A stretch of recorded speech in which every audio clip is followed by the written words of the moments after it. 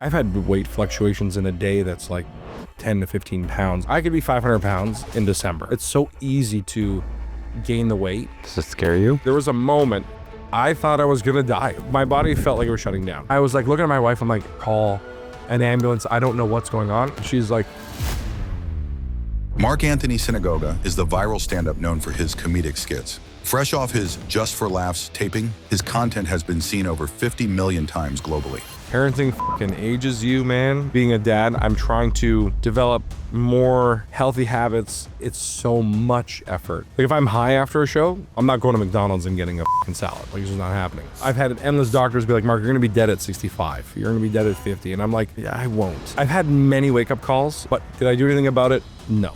Why? I can't seem to stick to anything long-term. You do a diet, any diet. Name one. I've done it more than once. You fall off, you're starting over. You fucking lose every time. How do you stop the negative self-talk? I don't want this to sound like a Laundry list of excuses. exactly, but I think what helps me anyways is We find it very interesting that the majority of you who watch and listen to this show aren't yet subscribed to our channels across Spotify, Apple, YouTube. It would mean the world to us if you can do us that small kindness. It allows us to continue to bring on amazing guests week after week and continue to provide you with amazing value and content. It's the only thing we'll ever ask of you. If you can hit that follow or subscribe button, it would mean the world to us. Thank you so much and enjoy the episode.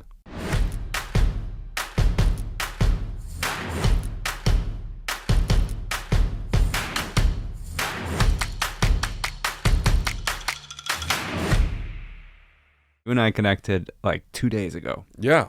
and we're already here making it happen. And I love these kinds of impromptu conversations because I just feel like it's like, just go, just do it. I love it. Yeah. I say this a lot and people get a little annoyed, but like I feel like I know you from somewhere. Like I saw the post and I was like, oh yeah, this guy. And then I'm like, how do I know this guy? So we got to figure it out if there's any mutuals or I'm sure there is. there has to be. There always is. Yeah. I mean, Toronto's a big city, but it's also a small city. Yeah. It's a big city full of people from small towns, basically. Yeah.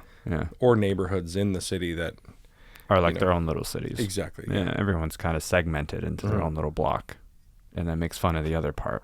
I actually like have a whole theory about that I feel like Toronto is a more of a small town mindset than the suburbs. Like if you deal with people that live in a certain, let's just take Liberty Village, for example. You know, they'll be like, well, have you been to the East End or the West End? Like they can't, they're like, buddy, Ron, just feels that's fucking so far, man. And you're like, dude, I went to Guelph last night. I went to Bradford the day before. I'm in Barrie on the way. Like, you know what I mean? Like when you have a car and you live outside of the city, you're just always going everywhere else. Yeah. So you're not really confined to your neighborhood. And then you get rid of the car and you only walk places. Then you don't have your license anymore.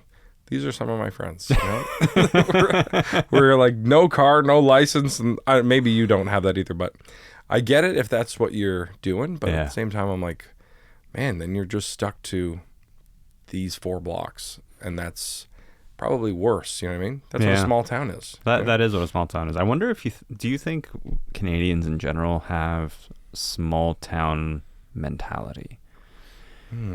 Like from like a financial standpoint? Yeah, maybe like I feel like we shy away from even taking credit for the things that we do, for showing up the way we do. Like we have some impressive things coming out of this country. We have some impressive entertainers, artists, athletes, musicians, authors, you name it, entrepreneurs. But it's almost like, oh yeah, we're from Canada. And it's like we're afraid to like stick our chest out a little bit. Yeah, that's for sure. And I don't know if that's like I also feel like a lot of that is based on like the world's perception of us as well. That's just in my experience, like the US, how they view what's going on here isn't very large or grand or, you know, like I'll never forget this. I was in a basketball tournament in high school and like went to play basketball across in like Syracuse and they were like, where do you guys buy your shorts? Like, I was like, what are you talking about? Like, and they just thought, I'm like, you guys have more snow than us in Buffalo half the time. You know what I mean? And they were like blown away by that. And they really thought we were like really northern, like borderline Eskimo shit. And you're like, man, that's like couldn't be further from the reality of what's going on here. So like, if you just take that to the common American who hasn't been here or doesn't know much, then it's like, oh yeah, Drake is from there. Or, you know what I mean? That's what it is kind of Bieber now. Right. And then it's like every time something big comes out of Canada, they go, oh yeah, that guy. So there's got to be something good going on in there. You know what I mean? Like, but no one takes us seriously. So I feel like, you know, a lot of entertainers and stuff or musicians, they do have to like leave, get the clout elsewhere, get the certification over there. Then the country, even over here, starts to back you a little more too, and be like, fuck yeah, man, we're proud. Like, that's our guy, you know? But when you're here, they're like, we're just Canada, relax. You know? And it's so it's deflating a lot, you know? Do you feel that like, I would consider you an entertainer. Yeah. So like you travel, you're doing shows, you're doing your content, you're doing gigs. Like, do you feel the love locally, or do you feel like you're going to have to eventually, I don't know if you've done it yet, but do you feel like you'll have to go to the US? I mean, I do feel the love like recent, like when I do like more local shows on this like tour this past year, yes, tons of people are coming out, supporting and so on. But that's like from the work that I put in online and like constantly just putting out more and getting to that level where everyone is like, you know, you're constantly like being, let's call it undeniable in a sense, like just being like, hey, I'm going to put out as much as I can. Proof is in the pudding. Then people start to like you on a, you know, people that see you putting on for the culture, for parents, being vulnerable, this type of stuff. So yes, from the general public, but from like industry and stuff, not so much. So you're like, okay, well, how do I break through and then get the respect of the peers in the industry to get me to that next level? Yeah, the ones that you actually really need. Yeah. Yeah. And I mean, the good part about social media or the internet is like, you know, you're seeing guys do it. Like, let's use Kill Tony, for example. Like, that's went from YouTube to Madison Square Garden, right? Like, you don't need the industry's kind of, you know what I mean? Like, now the industry is like, man, like, we'll give you whatever you want. So like, there is a way now to do it without the gatekeepers being like, no, jump through this hoop. And then, you know, but still, like, some of you, you know, you want your peers to respect you and like give you that same validation, and same with the industry, or else you're just spinning tires thinking that like what you're doing isn't as good as someone else or whatever, you know? So I feel like I didn't answer your question at all. Well, when was the last time you bombed a gig? Like, you're on stage, you're talking, you're not getting the energy from the crowd, they're just not vibing with you, and you got to keep going. Oh man, it happens. I don't want to say it happens a lot, but like, I feel like you hope it doesn't happen. Yeah, like bombs are different as you grow. I'm noticing that now, anyways. Like, because, you know, thankfully, you know, you have your audience. A lot of people come to see you and stuff. So like, there's people that they want to see you, and you're like, okay, this is great. And then, you know, they're there to support. They want to see you succeed. So like, you know, if you don't, it's an open layup. You know what I mean? Like, you should be able to sink that. But, you know, then there's times where if you're opening for someone and they're not there to see you at all, and like they're like, fuck, I paid for parking, I just had dinner, shows at 9, it's 9:30, who the fuck is this guy? You know what I mean? They're just like, why are you even here, man?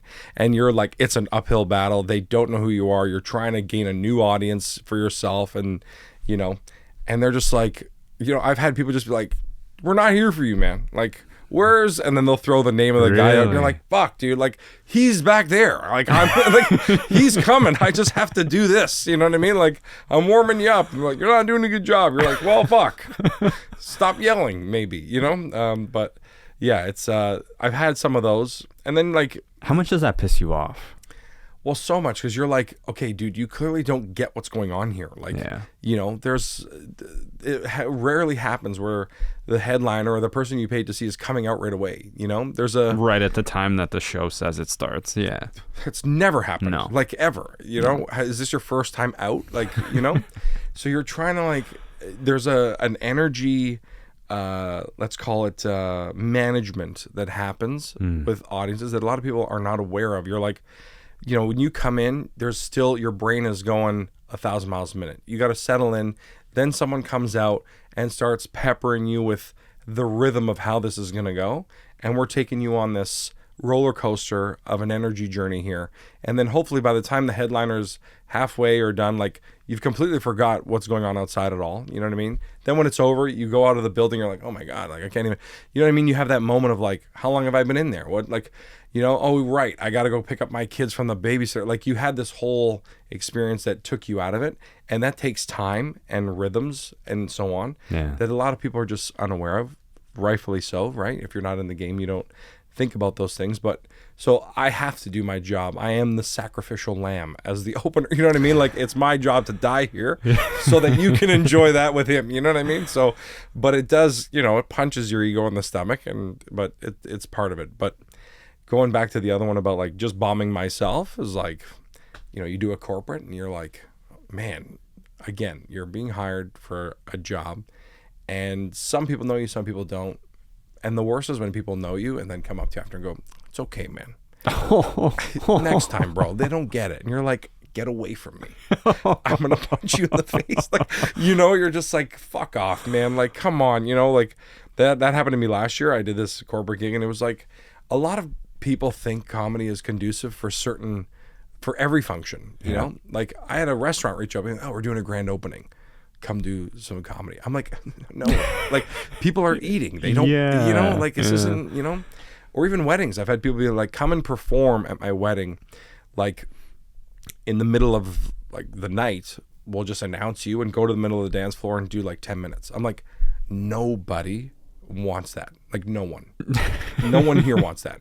You know, even if you're Dave Chappelle, they'd be like, I mean, like, your material is basically to make fun of family and the bride and groom at that point. Exactly. Yeah. And it's like people are not gonna be happy. No, it's like you got to listen to like 10 speeches anyways. Yeah. You know, we want to get hammered and eat, you know, like and party with you guys. That's what this is, you know. So some people like that's I'm going to string this back to corporates is like, you know, you're in a ballroom or something like that, a big hall. People are in round tables like this that are separated 10 feet apart. They don't know if they can even laugh at certain things.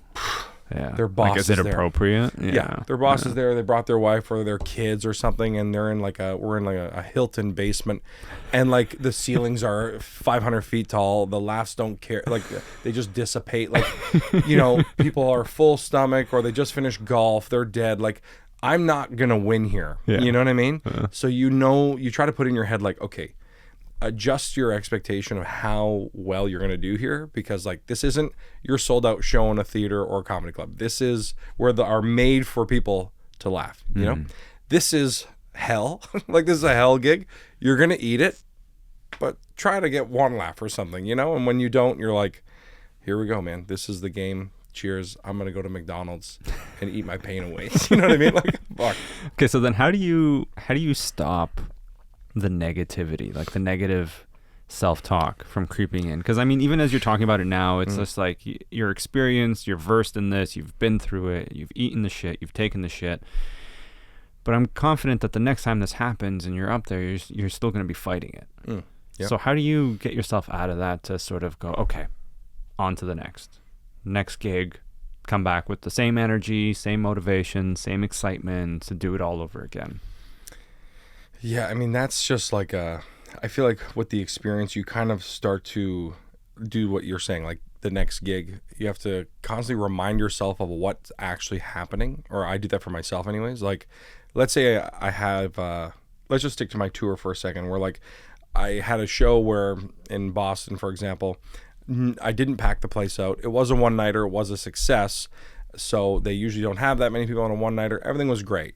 But I didn't crush as hard as I wanted to crush in that moment. I had a lot of family come and I didn't do as good of a job as I wanted. But then the next night you're in a new city, there's a new 100 to 200, 500 people that are there to see you. So I have to like do a mental reset of like, you know, you're still wearing the bag from yesterday that's like, fuck, you know?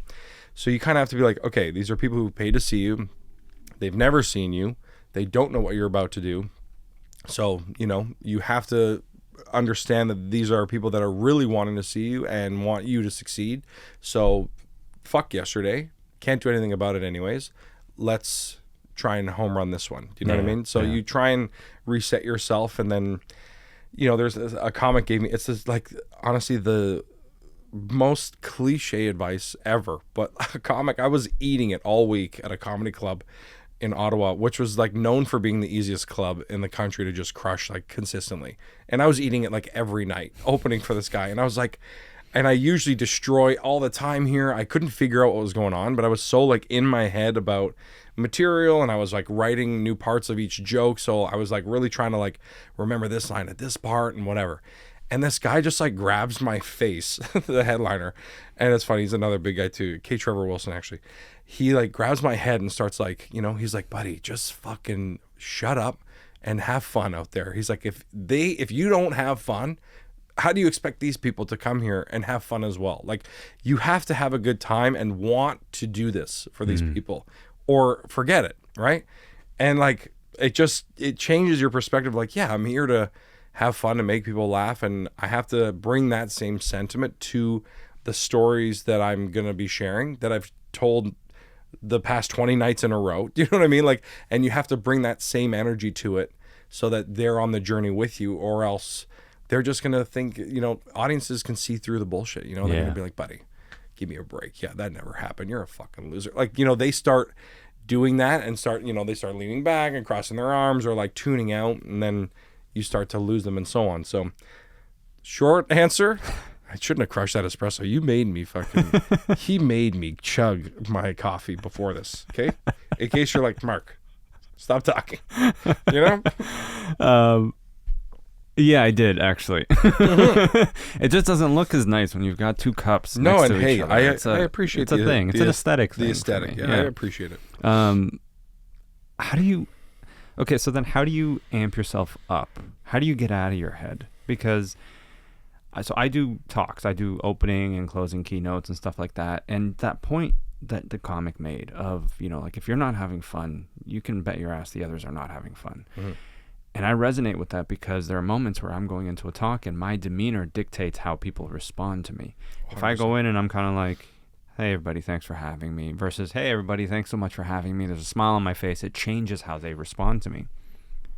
How do you find that energy, especially if you're not actually naturally feeling it, right? Because you mentioned you've got a kid at home, you got a wife, you've got other obligations, you got to go here, you got to travel there. You show up and you're like, all right, I did all of this just to get here. Now I got to drum up all this extra energy. Mm-hmm. Yeah, that's there's two different situations that happen, and one is you can tell when it's going to be a good show, like when you go out there and like they're losing it and going crazy and like you really feed off of it. And I try my best. It's a weird thing to do, but like I was a big wrestling fan growing up, so like, you know, when you hear Stone Cold glass shatter, like you're like, oh my god, you go nuts. So like I always try to, and these guys get standing O's like immediately, you know, so I try to go out there with like, obviously not like a wrestler, like I'm not sprinting and stuff, but like, you know, I go out there and try and get really hyped up, and their energy is hyped, I go hype, and I try and grab their energy and bring it even higher for myself. Those first few moments are so integral. Oh, so, and like, you know, sometimes you can play with it and like go up there awkwardly on purpose to like flip it around. Like, you know, you can have fun with them and stuff, but I try my best to bring that energy up because like you said, sometimes like you're off a flight, your back hurts, you have a headache, you didn't get a chance to take a shit in time, and you're like, you know what I mean? Like there's so much going on. You had a terrible meal at lunch that's sitting in your stomach weird, whatever. And you have to bring it up and make sure that it just, you know, mutes everything else, and then you start going on the journey. But there's sometimes where like you go out there and try and like, you know, amp it up, and they're just like, okay, man, whatever. Get to it, pal. You know, and you're like, fuck, this is going to be, you know, and then you really have to start dragging them with you to come jogging with you on this little, you know, run you're going on. So that is much harder. And like, you know, but it's kind of your job to do that in a sense, to be like, hey guys, no, we're going to go on this thing. Now I have to ease these people into it. And you kind of adjust on the fly of like doing some crowd work, getting some interactions going, cracking that first few minutes of laughs. Like, you know, they tell you that in comedy school, or just like in general, like you want to break the ice as fast and as quick as possible. Like in that first couple minutes, hit all your rapid fire jokes, address all the things they could be thinking about, like, you know, your hair, your clothes, anything at all. Just hammer out, I know I look like this today, or like, oh, this shirt I'm wearing, like, it always happens to me where like I'll wear a shirt that like, or I'll bring the wrong fucking thing and like it's too tight and I'm like in my head about it. So I always have to address it. You know what I mean? So when you address these things and like you cut yourself down first, you're disarming yourself and then you disarm some people in the audience and you kind of bring everybody together and be like, hey, this is what this is going to be about. All right. You know, I'm like this. I look like this. We've cracked through your stupid thoughts in your head or whatever barriers you have up. We've broken the ice. Now you're chuckling. Okay, we can go now, you know? So again, I don't know how to like stop talking. So, you know what I mean? Like, I'm like, as I'm talking, I'm like, did I answer his fucking question? He asked me how I get somewhere over. in there. It's answer. in there. Yeah. You know, I was thinking as you were talking though, being a comedian, there's a skill set in there that I think we can all benefit from. Just the ability to talk to people. Right. At a large scale. And the ability to receive feedback in real time, process it, and then adapt on the fly. I can see how that could be beneficial for someone working corporate, somebody who's got to manage and present whatever they're working on, an entrepreneur who's got to go to an investor and pitch for fundraising, anything really. Like there's a skill there. How do you develop that? Like how do you, there's some people that I will admit are naturally gifted and can comfortably speak in front of people, but speaking in public is one of the biggest fears for most people. How do you learn that skill? That's a good question because like I would always like if you told me this in like high school or something like that or elementary school, being like, because you know you used to do like speeches every year at school, like dude, I would fight for my life to stay home and like not. Yeah, I hated them. Oh God, like I swear to God, I aged or like kicked into obesity because of those things. Like they would stress me out so much, and they still do stress me out. Like before shows, you're still always like nervous and stressed. So I mean, it's just you kind of. I think it's the confidence angle. The more reps you do, the more confident you are, and the more scenarios you've been in, the more you know how to handle new ones. So like you have a pre-built confidence the more you do it. And I like to, because I've done a few like HR conferences and stuff like that, and like, you know, you're the those seem dangerous. Oh my goodness. But like, you know, I'm the comedic relief on the panel of like a bunch of different TED Talks or people pitching something or selling something, and like you can see all of them have done some version of a Toastmasters and are all very calculated with when they're going backwards, when they're coming forwards, when they're using their hands, when they're not, right? And someone like myself is looking at that being like, okay, you're following a recipe, you know? But I think what helps me anyways is remembering that we're all people as well, doing a job or in a scenario. Like when I've pitched things before myself, you're like, okay, this person's at work. They have a job.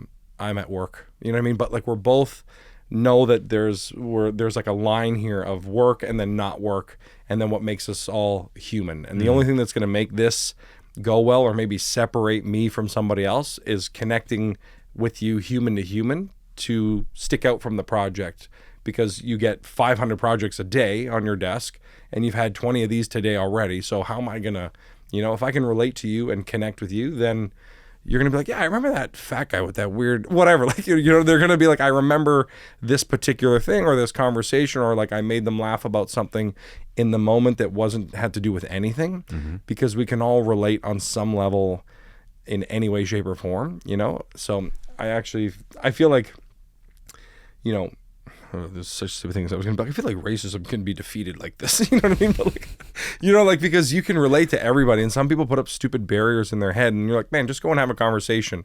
There's something and somewhere where you guys can relate on, you know? So I think it's, you know, mastering the ability to have a conversation with anybody on any topic is such a skill that serves you so well, you know, just in your daily job, in your relationships, if you're trying to make new friends. Like there's just so many skills that you learn just from being able to say, hey, how are you? Yeah. How's your day? Even generic questions like that.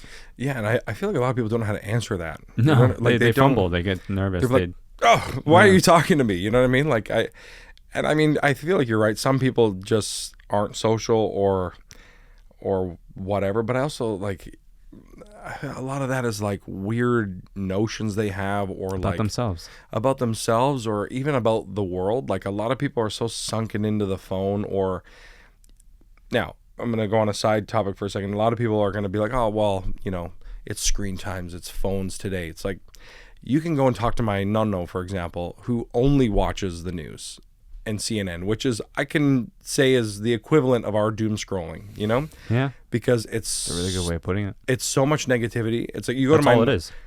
You go to my nonna's house, it's CNN all day, right? And if you sit there, just in your background noise, it's just like the words that you're hearing over and over again are missile launch, terrorism. Like you're just hearing the top 25 worst words you can hear in a day, all day, right? And you're like, this is toxic information all day long. There's no good news happening. So, and then when there is good news where they're like, we saved a cat out of a tree, my nonna was like, fuck this garbage. Like, take me to the war. You know what I mean? Like, so they don't, like, they get into this mode that the world is dangerous. People are dangerous. Everything's negative. Like, right? When you live in that space, then, like, of course, when you go outside, if you see a guy who looks like a guy on the news from last night, you're like, don't talk to me. It's like, that could be a good guy that could help you in some way. Oh, absolutely. And that's how the stereotypes are developed. Yep. And then they just consistently grow from there, and people just amplify them. And then next thing you know, it's like, oh yeah, you stay away from those kinds of people. Yeah. The worst part about it for me is the travel. Like you get a lot of people being like, oh man, don't go to, no, you can't go to, like, I'll use Italy, for example. You can't go to Naples. My God, if you go to Naples, like they're going to kill you. They'll rob you. You'll be left. I'm like, I've been to Naples 100 times. Some of the best food I've had in my life.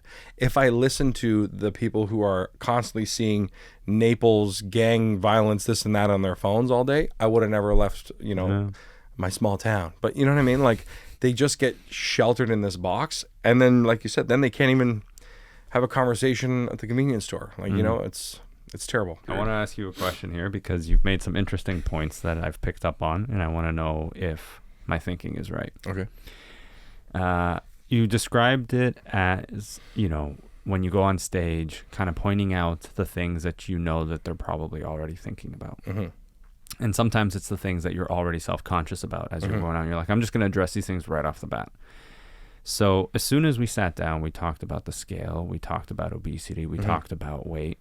And I'm wondering if that's something that has been a challenge for you that you constantly think about, but that you play off almost. Of course, yeah. As a defense mechanism. Oh, of course. I mean, from being obese at a young age, that was like, this is going to sound rude to other fat people, but I feel like we all do the same.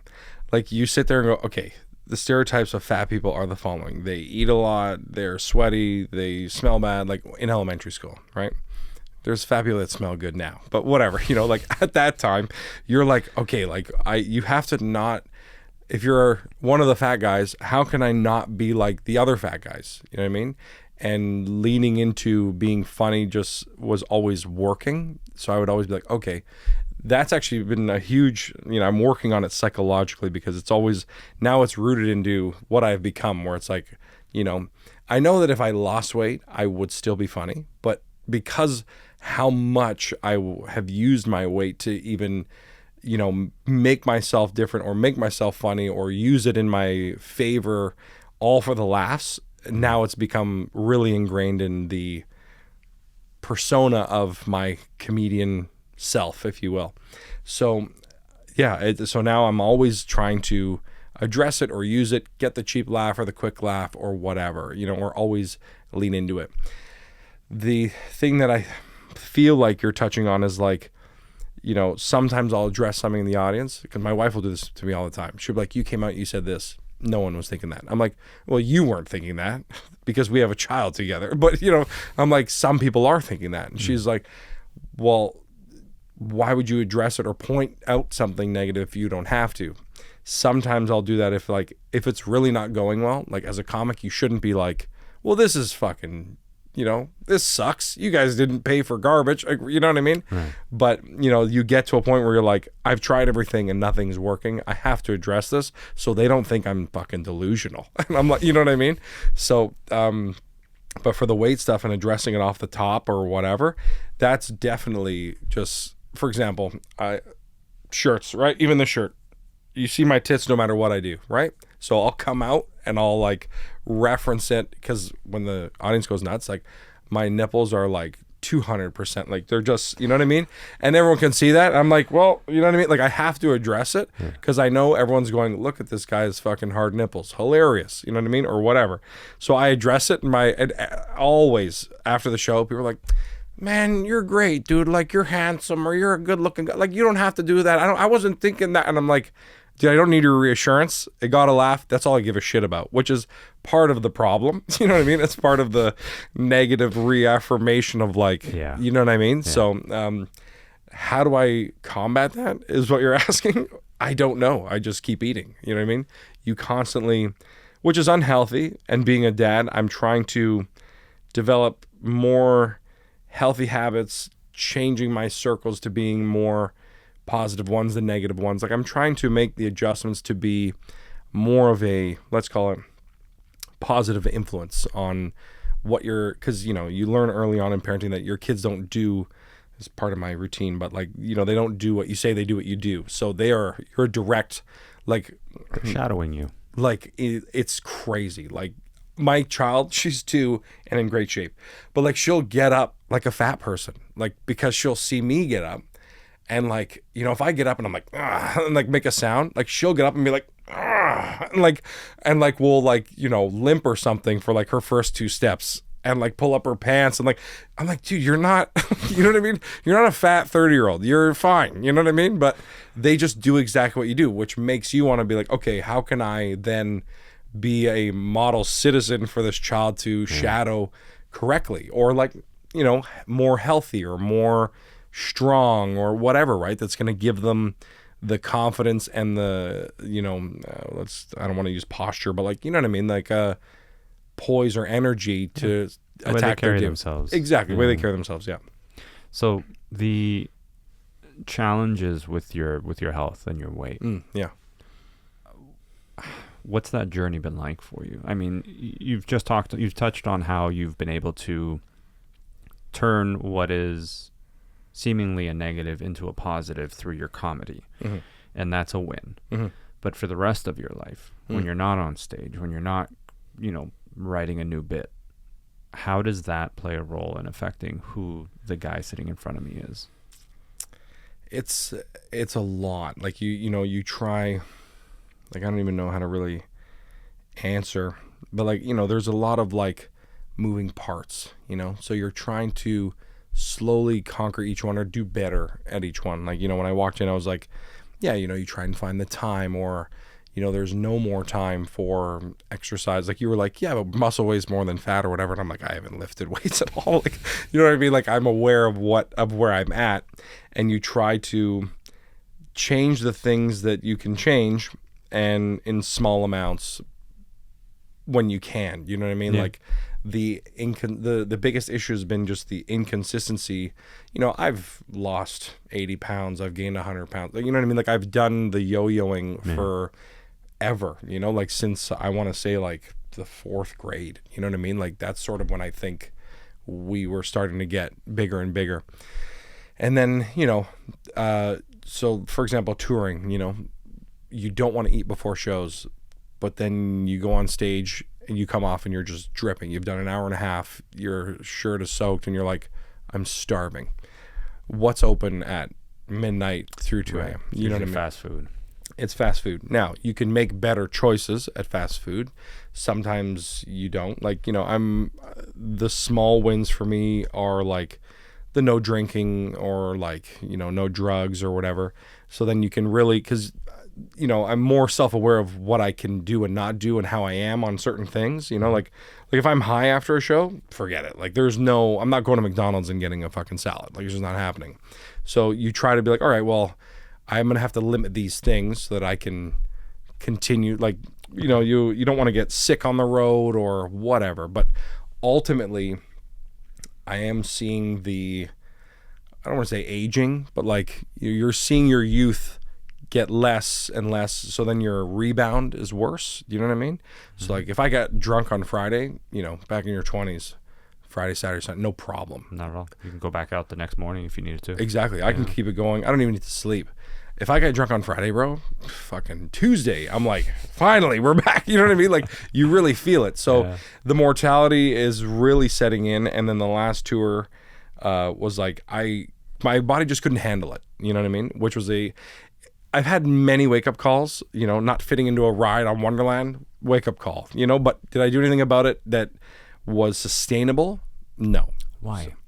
I can't seem to stick to anything long term outside of comedy and my like relationship, if you will, but I'm trying to break through that mental barrier and try to again address those little wins on the daily basis and keep it in the circle of like this moment, this meal, that, you know what I mean? Because if you start thinking of like, I got to lose 150 pounds, it can be daunting. Yeah, exactly. It's too much to like achieve, and it's you don't achieve those things in that way. So I try to attack the little things. I'm losing my train of thought because I wanted to touch on something else, but feel free to jump in. I'm trying to think about what I was trying to say. Well, the reason I asked why is because there's going to be people who would listen and watch this who might be quick, intentionally or unintentionally, to judge someone. Of course. And I I want them to understand the thinking, where it's not that you don't want to be healthy it's that there's something that's happening physiologically, mentally, emotionally, physically, all of these different variables that's making this particular journey for you specifically so much harder than it would for the next person. Right. And I mean, which makes me feel like if I answer these things, they're going to be like, oh, those are excuses. Like, it's easy to be like, oh, well, dude, all you got to do is shift your mindset to this. It's like, it's such a hard thing to do when it's, they say like, it's taken you 20 years to get this obese or whatever. You're not going to be fit in a year. You know what I mean? Like that fit anyways. It would take time. Yeah. So what I was thinking about that I wanted to mention was like the tour, and I feel like this is helping me a lot because when it affects something that matters that much, like before, like I was saying with drinking or eating, like it just didn't, my blood work's good on paper. I'm not like they would look at my blood work and go, oh, this is great. Like shocking that you look like this and I'm getting these results, which is good. But now, as you get older, that's obviously not going to always be the case. Yeah. I'm thankful that it hasn't been anything crazy, but, on the tour, doing an hour and a half on stage, there's points or act outs even that I do where like I do this act out about like squatting and I like am doing it on stage. But when you're doing it on stage under lights in certain clothes, you're drenched and you're gassed. Like it would take me like a couple minutes to fully gain breath, which fucks up my comedic rhythm, which just like infuriates me. So then next day I'm at the hotel gym and I'm like, fuck this, man. Like this is, or you don't end up eating after the shows regardless, or you pack a protein shake or whatever. So that, along with then getting sick on the road, you constantly, when you take a flight, your immune system drops. So I'm trying to learn about how these, let's call it the Taylor Swifts of the world, can do 90 shows in a year in a different country on flights steady, being totally fine.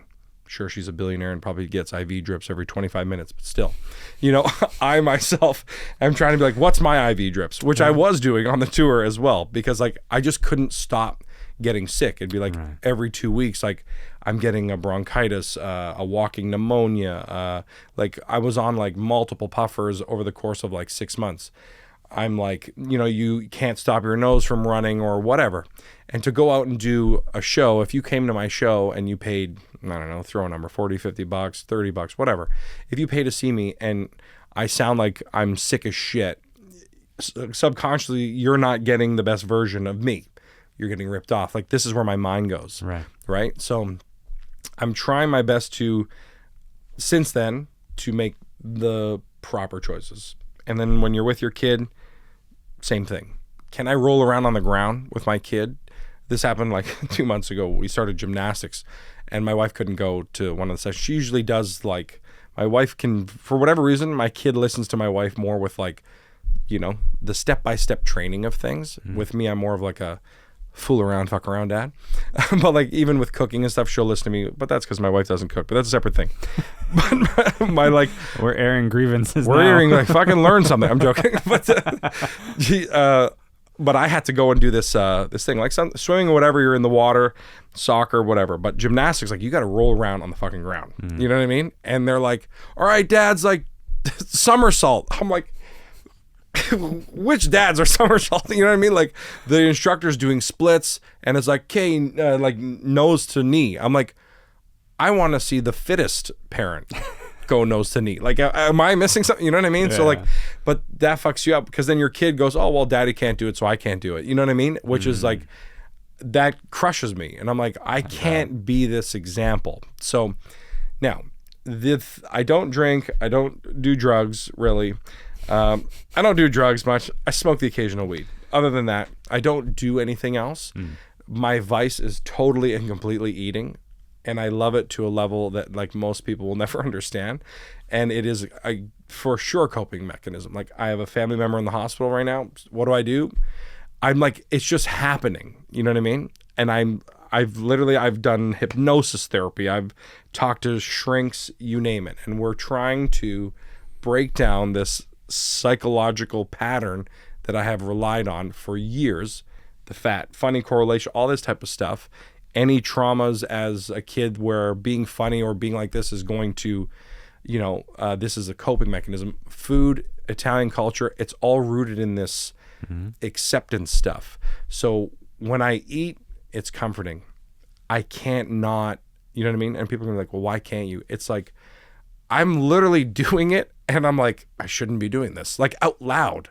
And my wife's like, then stop. And I'm like, well, what else am I going to do? You know what I mean? Like I'm pissed off. I'm this, I'm that, like, you know, and you know, there's a guy right now yelling at us being like, go to the gym. You know what I mean? That's what you should do. But you know, you can't fucking go to the gym when, you know, your kid is up every 30 minutes. Your wife needs your support. You're meal prepping. You have writing deadlines. You're on tour in 2 days. Like, you know, these things layer on. And then you're like, okay, right now, my times to exercise would be post 10 p.m., right? Or let's say 9 p.m., which is prime show time. So that's gone. Because to me, shows are worth more than going to the gym. Is that true? It's not. But that happens, you know? And then if I'm not doing that, I'd like to be there for bedtime. You want to be there as a dad. Or a supportive husband and potentially get fucking laid, right? That's what it's all about. But if that's, so nighttime's out of the picture. Kid wakes up anywhere from 6:30 to 7:30. My wife goes to work. I'm morning dad. So I have to be Mark Wahlberg and go to the gym at 3:30 or like, you know what I mean? You have to be at the gym before and home by 6 a.m. I've never been a morning person. I can stay up until 4 o'clock in the morning. Can I wake up early? No. Being a parent has gotten me into the pattern of waking up at 7 a.m., which is fine. So I have yet to get to the point to hit the gym at like 5. You know what I mean? And this morning, I even set my alarm for 5:45. I'm like, okay, at least it's half an hour. I have a Peloton, you know, it's a dust collector. It's holding my jackets. I'm gonna hit the Peloton, just 15 minutes. Nothing crazy, just fucking get your heart rate up in the morning, right? My kid was at my bedside. As soon as I woke up, she, for whatever reason, had an early wake up today. Never happened in our entire fucking life yet. Except for the day that you decided. Except for the day that I fucking decided. And I'm like, well, fuck. You know what I mean? And like, you know, in the mornings, as parents know, it's a scramble. The wife's trying to go to work, whatever. So, again, I don't want this to sound like a... it's not a laundry list of excuses. Right. This is reality. Yes. And I should have made these decisions pre-child. And, you know, I'm always like, okay, well, maybe like the kid's coming. And I was, even when that was happening, the kid was on the way. I'm like, okay, exercise more or whatever. Even when you want to make a kid, what you eat, how your body is, affects everything. So that was like, I had a 3-month stint of like being the healthiest I've ever been in my life, right? How'd you feel? Oh, it's great. Like you can mental clarity's better, your stamina's better, you know, everything's better, you know? And even COVID, like I had COVID 3 times. Fuck. The 4th one's free. But like It's a turkey. No, I had I had it 3 times, and dude, like the first time I got it, I thought I was gonna die. Like I could not believe there was a moment. It literally plays in my head all the time, and I try to, bank these moments of reality checks. Like I was saying, like the roller coaster Wonderland, and then the COVID was one of them where I had to call an ambulance and everything because like I just could not. Like the shortness of breath was crazy. I like walked to the kitchen to get like water and stuff like that, and like had to sit down and just couldn't catch breath and was like drenched like you thought I was in a fucking marathon, like off the tip of my nose on the fucking floor, and I'm like dizzy and couldn't, like my body felt like it was shutting down. Mm-hmm. And I was like looking at my wife, I'm like, this is it, like, you know what I mean? I was like, I feel like I have to do something here and call an ambulance. I don't know what's going on. They came, it was fine. I got like an IV situation. I don't know what the problem was, but I was like, definitely, when you see me and my wife will get sick at the same time a lot because children come home from daycare with gift wrapped fucking diseases being like, here, Dad, and like what takes it's true, man. It's crazy. I hear it a lot. Yeah. Oh, little germ bags. It's crazy. And you go in there and you're like, oh, all the kids are sneezing on each other. Yeah. My kid will put a toy in her mouth and it was just in that kid's mouth. You're like, you guys should all just kiss each other and fucking, the teachers are sick. So when I get sick and my wife gets sick, she has a history of being extremely healthy, fitness shows, dance her whole life. So like she's always been in great shape. For the same illness, caught at the same time, it's like 3 days, no problem. Sometimes 1 day. Mark, 2 weeks minimum. Like, and it's been points where like it's been a month and a half, 2 rounds of antibiotics. Like so I'm very aware that if I get some sort of major issue, it just hits me harder because I don't have the facilities for that. You know what I mean? Like my body's already like, brother, how much more are you going to give us here? So it is, I don't even know what else to say. It is a lot, and I'm trying to make the small steps and carve out the time. And parenting's been a lot more to handle than I anticipated, than me and my wife anticipated in general. And it doesn't matter how much your parents go, buddy, just wait, you're fucked. Like, you know what I mean? You have no idea what's coming, whatever, until you're in it. And then to be in it, and to be in it in today's day and age, and things being so expensive, like the compounding nonsense, and then me not being around or being so inconsistent with the job, and the success of it going really well. It's like, the heights of both are happening. Yeah. So trying to find that middle ground of something that's sustainable. And that has always been my issues with any diet. Name one, I've done it more than once, and I'll get the results. But then it's like, okay, I can't keep this up in this moment. And then that one moment drags out for a little longer than it should, or just that one moment. But then it's just not enough, like keto, for example. You fall off, you're starting over, you know? Yeah. So yeah, I'll lose the 20 pounds in the first 3 weeks on carnivore, keto, you name it. But then it's like, okay, you're on the road. How long can I travel with bags of fucking meat in a Ziploc in my backpack? Like, you know what I mean? You're like, fuck, man, I can't, where something happens where you fall off for a second. And like, dude, I can put on weight. Like, I could be 500 pounds in December. Like, I can just, it's so easy to gain the weight for me. It's ridiculous. Does it scare you? I mean, yes, but like, you know what I mean? Like, well, I don't know if it scares me. Like, I know I can do it, and I say it like it's an accomplishment or an achievement. No, but does it scare you that it's so easy for something to go that wrong that quickly for you? Yes and no, because like I've never right now I'm at like a weight that I don't think I never thought I would get to regardless. But like, I say, I could be 500 pounds in December. So I don't go there. Do you know what I mean? Like but I could. I notice it right away. Like I've had weight fluctuations in a day that's like 10 to 15 pounds. Like you'll step on the scale and be like, okay, yesterday I was like, let's say 297. Now I'm like 312. And that was between Friday and Monday. Sure, there's water weight and so on and so forth. But, when you then keep stepping on the scale and it's like, well, now it's 315, now it's 313, now it's 314, now it's 318. You're like, okay, now this is becoming a new baseline. How did this jump happen from a Saturday? You know what I mean? Right. Sure, the water, the salt, the this and that, but still it doesn't really make sense. So that part scared me because I'm like, fuck, it's so much effort. I have friends that are total reverse where, my buddy's like, dude, I'm eating like 15 burgers a day and can't gain an ounce, So for me, it's the opposite where I'm like, fuck, to lose properly 20 pounds is like an astronomical amount of effort that I could ruin with a fucking Saturday is like, the margin for error is so small. Oh, it's like, man, what, when you're trying to do it on the road, like, it's funny, like the healthiest I am, I know I just said I was sick the last time, but like, the healthy habits are on the road because you don't have the wife and the kid in the house to uphold on the daily, so it's easier to be like, I can go to the gym today because I'm in a hotel for 12 hours, Yeah, it's funny how that works. I find the habits I try to put into place are so much easier when I'm traveling, and I think it's because you're kind of just solo and you're like, all right, I have so much more control over my schedule and everything. Mm-hmm.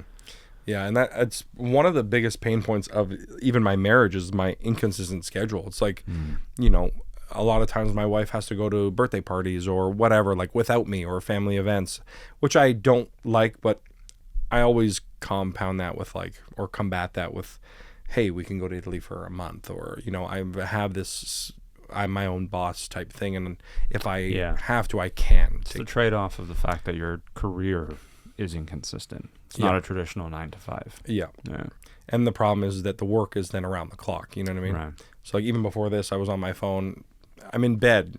Oh, fuck. Forgot to send you this document. You know what I mean? So I'm like doing it in bed when I shouldn't be doing that because I'm talking to my wife and we're trying to talk about the week or whatever. Do you know what I mean? So again, those are things where you try to make conscious habits. And like with the phone, having a barrier and be like, okay, sure, my phone, everyone's phone is designed to fucking trap us in it and on the apps and in the scroll. So you have to be conscious of that. And I need to be like, the amount of times I'll open my phone and be like, I have to post this particular thing to announce this and whatever. I'm on this timeline, so I got to post something. But you open your phone and you're like, yeah.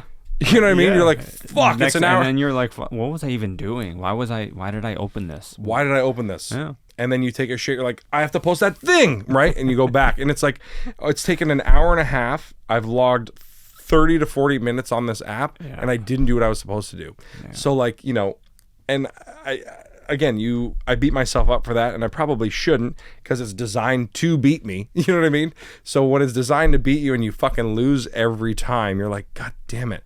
So, I try to, then you put restrictions on your apps, but then you're like, you missed a fucking brand opportunity that could have paid your mortgage because you didn't respond fast enough. You're like, this fucking app thing now pisses me off, so it's a little bit of it's a love-hate relationship with them. Yeah, that's how it is with half my relationships are love-hate. Food, the rest of it, Fuck, sorry. Do you want some more water? Sure, if that's okay. Yeah. These coasters are beautiful. Look at this. Jet 2 holiday. Some of my favorite memes these days have that sound over the best, dude. The best. It's the greatest. Yeah. I don't know. Is Jet 2 holiday even a thing still? I don't know. Because they have to. If they are, they're killing it right now. And they're probably enjoying the shit out of this. Or they're dead and gone, and the CEO or old CEO is like, son of a bitch. Only took this many years. Yeah. We turned into Sunwing and then sold off to Aircat or whatever. You know what I mean? Okay, so I want to ask you one more question here. Sure. If you had the ability to go back in time and talk to a young Marc Anthony, the one who was about to start that journey of, realizing or correlating weight with humor, with acceptance, what advice would you give him? What would you say to him that he never heard but maybe needed to hear? I'm not sure because I did hear the things that I would say.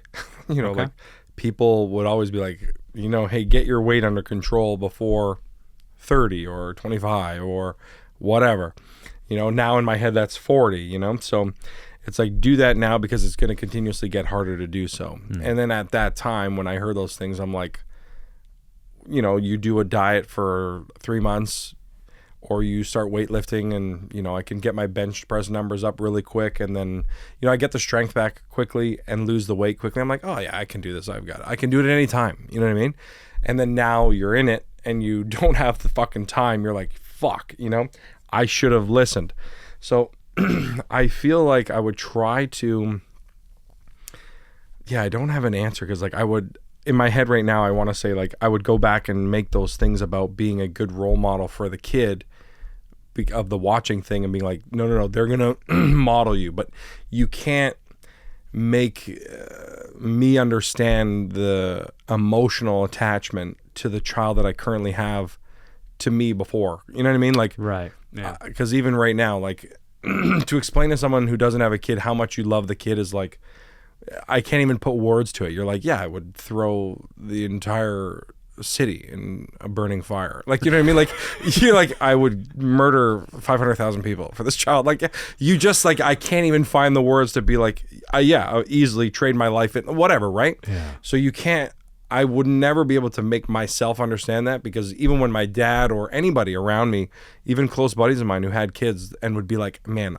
we would get into fights, because like sometimes I would throw my unsolicited advice at my buddies who are struggling with kids, and he's like, you're pissing me off because you clearly just have no idea what the fuck I'm talking about and can't relate to me right now. Let's shelve this conversation for 6 months or a year once you've had the kid for a little bit. I've apologized to this friend. I can't tell you how many times, along with my own dad and parents, like, because you're like, oh man, like you guys were trying your best, couldn't do it, or you wanted the best, you're not the best, nobody's the best. You know what I mean? Like there's a lot of that going on. So to make me understand what that even is just not possible. So I don't know what I could say to my previous self that would change my health. Okay. So then what about this? What would you say to those listening and watching who are on their own health journey and are struggling and feel like nobody understands them? Oh, I understand you 100%. I get it. What to do about it? I don't know. You let me know, man. No, but call in now. Yeah, call now, and on a Jet2 holiday. I get it, and it does feel very isolating. That because I've had doctors yell at me and be like, "Fuck, shut up with this." You don't, like, when I said to you earlier, 297 or 312, whatever. They're like, "This is impossible," or like, but a lot of people, let's call them fat people or unhealthy people, will say things or try to make themselves think that where they're at isn't possible. We're an anomaly that cannot be fixed. I'm a lost like this type of thought process, which I, even in this podcast, have sort of emulated a little bit. Because it's comforting to do. It's a defense mechanism to be like, it's out of my hands. It's out of my hands, man. This is me. It is what it is. Right. And that's being comfortable in where you're at. And yes, it's good to be comfortable with who you are and where you're at right now in order to make the positive changes. But you're not going to get to the positive changes if you're like this. You know what I mean? Yeah. So anybody out there who's dealing with that, get it 100% where you're at.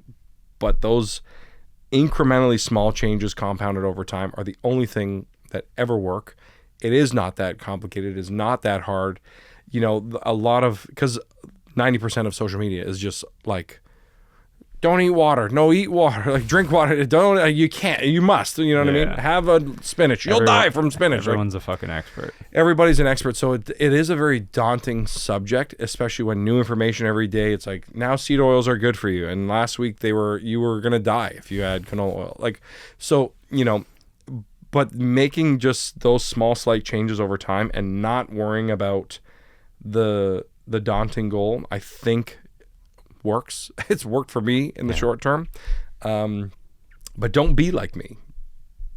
Fucking execute for long periods of time, and I think that's the only way to actually succeed and do it properly. Even like the, you know, ketos and the whatever, they all have their side effects and their issues, you know, and there isn't really a shortcut. And people, you know, I had a buddy of mine is a doctor, and they were like, listen, you're putting too much weight into the side effects of these other things, Ozempic, carnivore, whatever. Like, but the side effect of you staying the way you are is way worse than any of these that you would get. And I was like, that's extreme. She was like, it's not. Like, you know, and, you know, when they show you the laundry list of people that are in the hospital, heart disease, liver failure, whatever, because of long-term obesity, you're like, well, fuck. You know, so I've had endless doctors be like, Mark, you're going to be dead at 65. You're going to be dead at 50. And I'm like, I still in my head, I'm like, I won't. So don't worry about it. You know what I mean? So there's a level of fucking ignorance in my brain that is stupid that I have to work through. Well, the good news is there's a level of self-awareness that exists here. That's like, hey, there's a block that's happening and I need to work through it. Right. And it might not be working as well as you'd like, but the fact that you're aware of it and pushing through it and saying, nope, I still got to try and figure it out is a huge step in the right direction. Mm-hmm. And I do want to encourage people to do that, to seek the help. Like, that's where, like, being comfortable with where you're at is fine. You know what I mean? Like, my wife, for example, post-pregnancy, you know, she's at a weight she's never been at. She still has that, like, you know, giving birth type weight she doesn't like. And, you know, so she's constantly in this negative spiral. For me, I don't laugh at it, you know, but I'm just like, I've been here for so long. Like, you know, she'll be like, oh man, I used to wear this size and now I go to the mall, try things on, and things don't fit me the way they used to, whatever. Nothing's fit me in the mall. I have size 15 feet. No shoe stores ever carried my size. Like, I'm constantly like, the mall's not for me. Yes, that was devastating at 12 years old. Now I'm in my 30s. It's not devastating. So it's easy for me to be like, just, you need to have the confidence and the comfortability where you're at now, and just to shift your head to being in a positive place. Because if my daughter sees her mother being like, well, fuck, and I'm a fat fuck, like, that's just going to ruin the child's self-confidence. So I constantly am like, you need to be okay with it and then get the help that you need. So I've been constantly, you know, a lot of people for whatever reason have shame in admitting that they've gone to therapy or anything like that.